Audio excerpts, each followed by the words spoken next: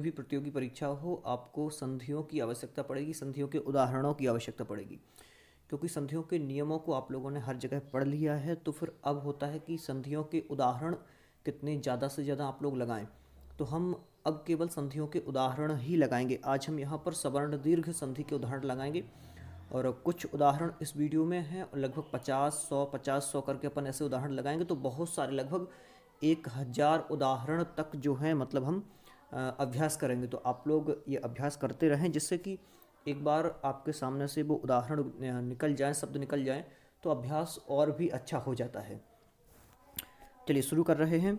यहाँ पर स्वर संधि का जो भेद है, सवर्ण दीर्घ संधि। सवर्ण दीर्घ संधि में क्या होता है कि सवर्ण आ या फिर आ इस साइड हो, आ इस साइड हो, मतलब कि सवर्ण स्वर हो। स्वर आ, ई, उ, री और ली। तो ये पांचों के पांचों जो स्वर हों, स्वर इस साइड भी वही स्वर हो और इस साइड भी वही स्वर हो। मतलब विच्छेद जब अपन करते हैं तो दोनों पदों के जो अंतिम, यहाँ से अंतिम वाला वर्ण और यहाँ से आगे वाला वर्ण जो है, वो यदि स्वर है दोनों साइड, तो फिर हमारी सवर्ण दीर्घ संधि होती है, सभी को पता है।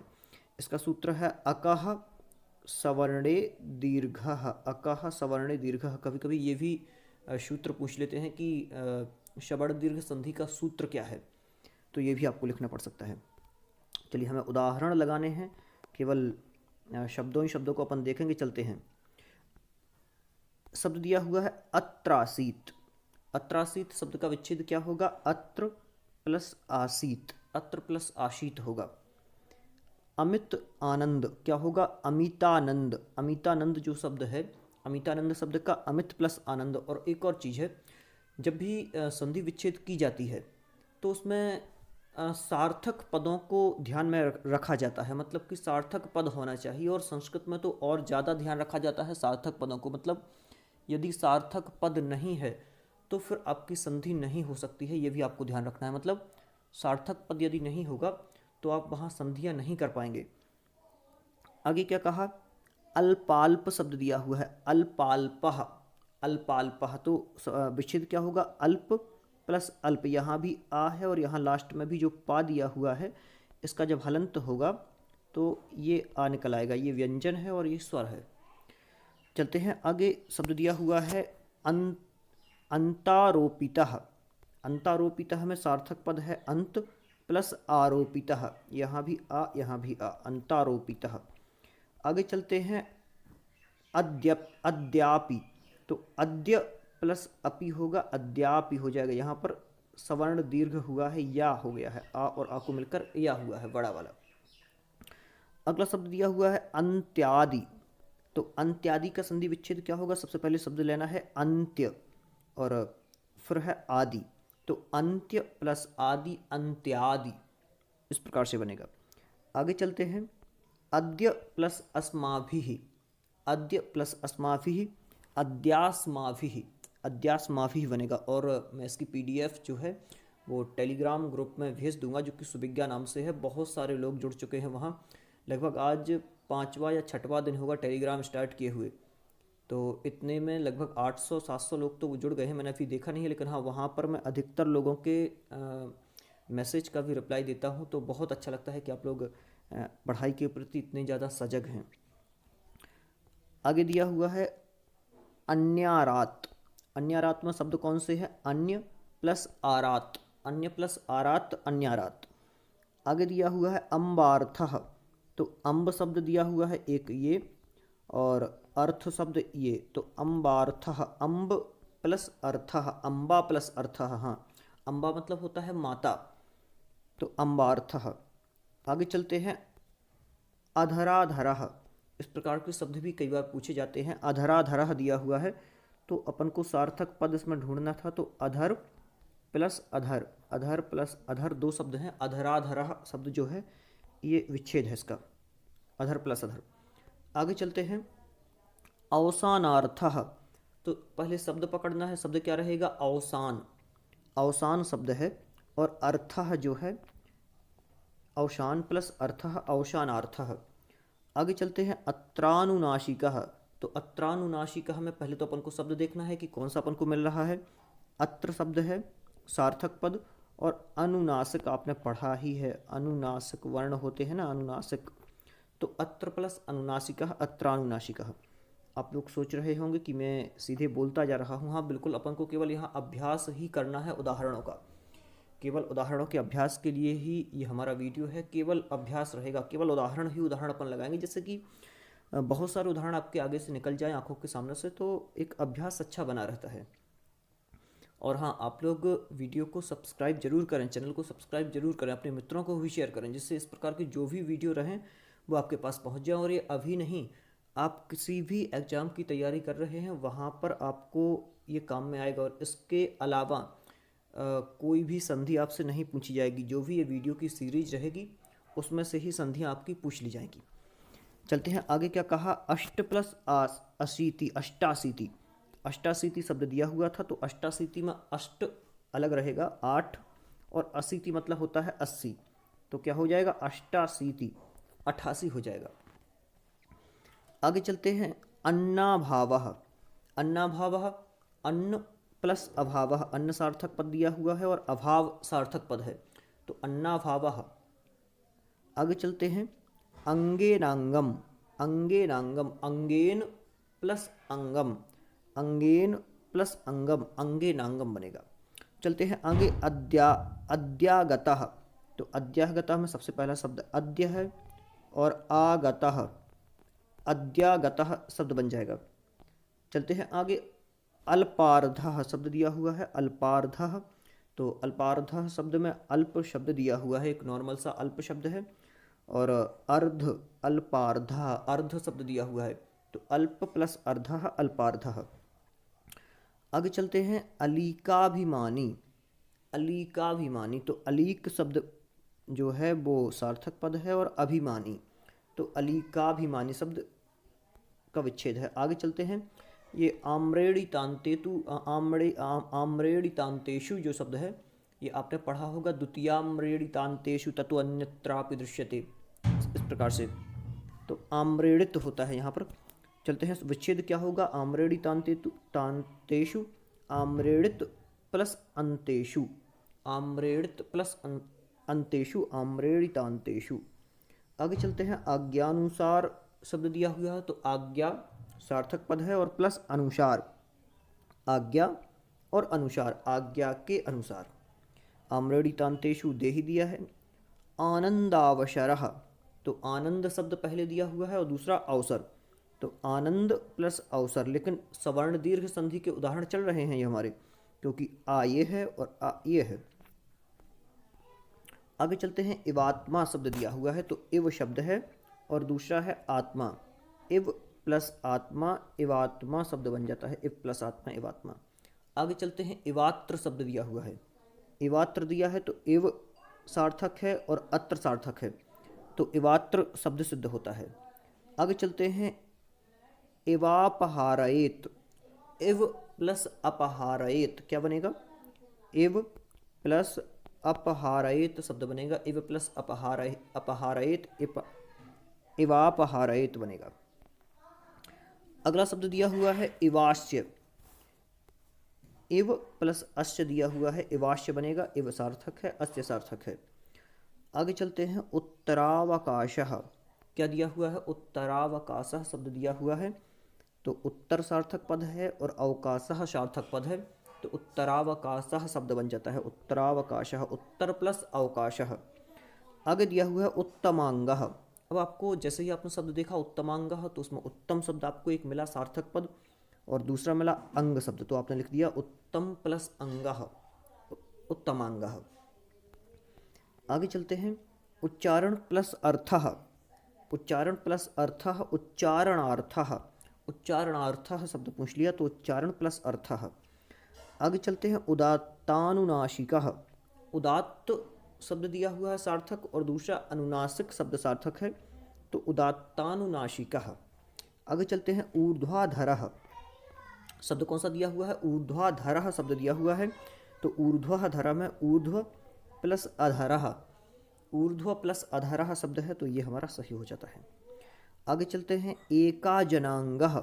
एकः जनांगः, तो एक प्लस अजनांग। आगे चलते हैं। एवाहुति ही, एवाहुति ही शब्द दिया है। देखें एक चीज़ और है, आप लोगों के आजकल जो पेपर होते हैं सेट वाइज जा रहे हैं, लगभग 50-50 60-60 सेट तक बन जाते हैं। तो इस कारण से और ज़्यादा उदाहरणों का अभ्यास आपको बहुत ज़्यादा ज़रूरी है। तो भी हम कोशिश करेंगे कि बहुत ज़्यादा से ज़्यादा उदाहरण, अभी ये वीडियो संधि का है जिसमें लगभग 5 से 6 7 8 पार्ट भी रह सकते हैं। इसके अलावा हम समास का वीडियो और भी प्रत्ययों के अभ्यास करेंगे, तो और भी अभ्यास अपन को बहुत ज़्यादा करना है। शब्द दिया हुआ है एके नापी, एके नापी, एकैन शब्द दिया है सार्थक इसमें, और एकैन के साथ अपी शब्द दिया हुआ है, तो दो शब्द मिलकर के एकै नापी शब्द बन जाता है। आगे दिया हुआ है कराग्रम, आपने शब्द सुना होगा, कराग्रे वसते लक्ष्मी करमध्ये सरस्वती करमूले च गोविंदा, ये वाला तो बिल्कुल वही है। कराग्रम दिया हुआ है, कर मतलब हाथ और अग्रम मतलब आगे, तो कर प्लस अग्रम कराग्रम शब्द बनता है। चलते हैं आगे, एवाहुति ही, एव प्लस आहुति, आहुति शब्द वही आहुति करने वाला है। शब्द दिया हुआ है कर्मा कर्म, कर्म प्लस अकर्म, और इस प्रकार के शब्द आपको जहाँ भी मिले, कर्मा कर्म, कार्य कार्या कार्य, तो इस प्रकार से जो भी एक साथ दो शब्द मिलते हैं वहाँ पर हमेशा ही सवर्ण दीर्घ संधि होती है। तो कर्मा कर्म में कर्म प्लस अकर्म हो जाएगा। कचा चितऊ, ये शब्द पूछा गया है, मैंने एक बार ध्यान देखा है, क्योंकि मैंने इतने सारे पेपरों का अभ्यास किया है कि बहुत ज़्यादा अभ्यास कर चुका हूँ वर्ग 1 की तैयारी में, तो ये शब्द पहले से भी परिचित हैं और पेपरों में भी ये पूछे जा गए हैं। मतलब कि वर्ग 2 का ही पेपर है, वहाँ भी बहुत सारी संधियाँ मिली मुझे। तो कच प्लस अचितऊ, कच प्लस अचितऊ, और आप लोग संस्कृत ऐसा नहीं है कि आपने कंपलसरी परंपरागत रूप से पढ़ी हो, तो आप लोग ऐसे ही संस्कृत पढ़ रहे हैं तो आपको अभ्यास करना पड़ेगा। मतलब आपको पता तो रहेगा नहीं कि शब्द कौन सा निकल रहा है, तो अभ्यास की बहुत ज़्यादा ज़रूरत है। कचा चितऊ शब्द बनेगा। चलते हैं आगे, कमलाकारः शब्द दिया हुआ है, कमलाकारः कमल प्लस आकारः, कमल प्लस आकारः, कमल भी सार्थक है और आकार भी सार्थक है। कल्याणाभिनिवेशः, कल्याणाभिनिवेशः, कल्याण शब्द दिया हुआ है और अभिनिवेशः, तो कल्याण और अभिनिवेशः शब्द है। कषायतात्मनः, कषायितात्मनः, तो कषायत शब्द है, कषायत प्लस आत्मनः, कषायत प्लस आत्मनः शब्द कषायितात्मनः। आगे चलते हैं, कमलामोदः, क्या दिया हुआ है, कमलामोदः, तो कमल शब्द है इसमें और आमोदः, और आप सभी को पता ही है कि ये संधि कौन सी पढ़ रहे हैं हम, सवर्ण दीर्घ, जिसमें यहाँ भी वही वर्ण होगा, यहाँ भी मतलब स्वर वर्ण होगा और यहाँ भी स्वर वर्ण होगा दोनों साइड। तो यहाँ ला में आ है और यहाँ आ पहले से दिया है। हाँ, ऐसा हो सकता है कि यहाँ ह्रस्व हो, यहाँ दीर्घ हो, लेकिन एक ही होना चाहिए। जैसे कि यहाँ छोटा वाला आ निकल रहा है, यहाँ बड़ा वाला है, ऐसा चलेगा। जैसे यहाँ छोटी ई है, यहाँ बड़ी ई है, यहाँ छोटा ऊ है, यहाँ बड़ा ऊ हो सकता है, मतलब यहाँ दिया नहीं है लेकिन बता रहा हूँ, तो ऐसा भी चलता है। लेकिन हाँ, स्वर समान होना चाहिए, ये ऐसा नहीं है कि यहाँ पर ई हो वहाँ ऊ हो, तो फिर वो संधि चेंज हो जाएगी, गुण में चली जाएगी वो। कमलामोदः, कमल प्लस आमोदः। कक्षास्ति, कक्षा प्लस अस्ति, दोनों शब्द अलग अलग दिख रहे हैं हमें, कक्षा प्लस अस्ति। करुणावतारः, करुणा प्लस अवतारः, क्या बनेगा, करुणावतारः, करुणा प्लस अवतारः।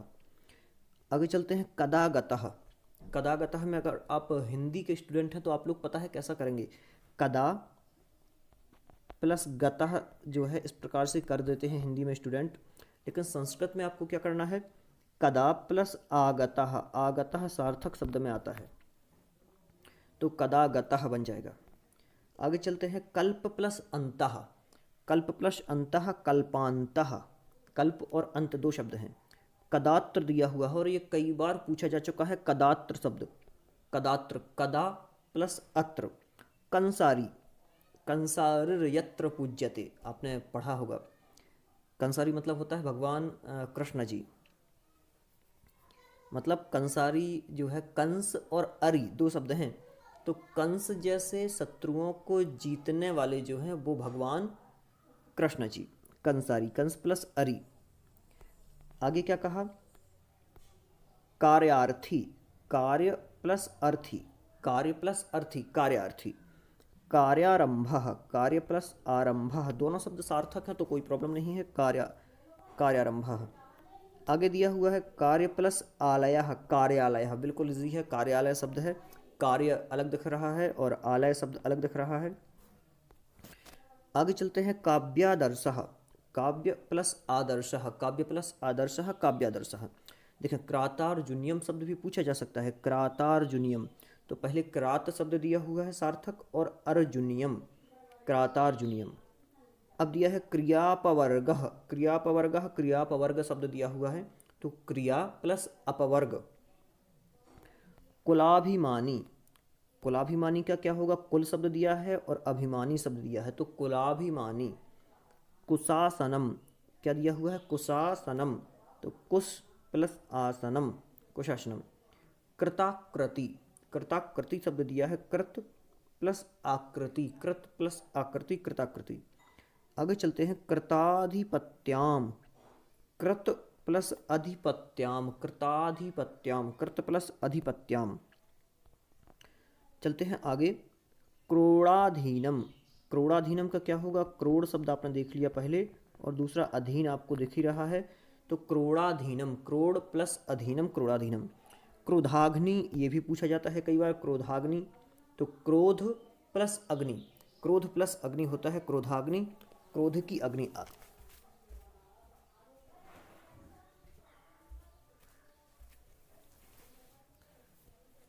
आगे चलते हैं अगले शब्द पर, जो कि शब्द दिया हुआ है गंगा प्लस अवतरणम, गंगा प्लस अवतरणम, गंगावतरणम।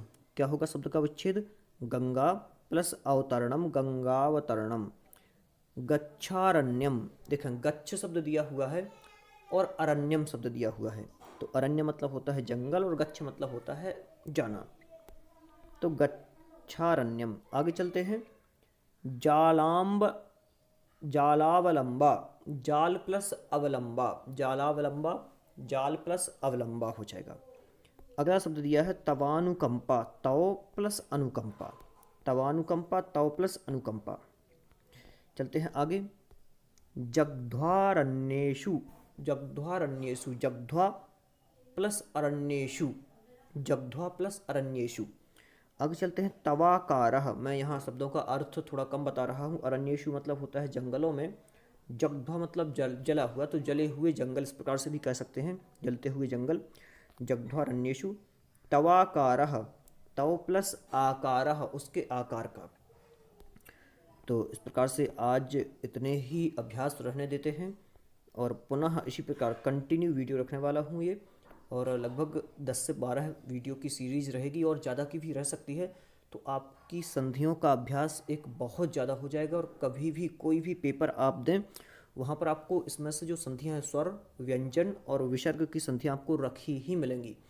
आप लोग चैनल को सब्सक्राइब जरूर कर लें, जिससे इस प्रकार के जो भी वीडियो रहें वो आपके पास पहुँचें, और आप अपने मित्रों को जरूर शेयर करें। आपके जितने भी व्हाट्सएप ग्रुप हैं, फेसबुक ग्रुप हैं, आप सभी जगह इन वीडियो को शेयर करें, जिससे और लोग भी लाभान्वित हों। बहुत बहुत धन्यवाद आप सभी का।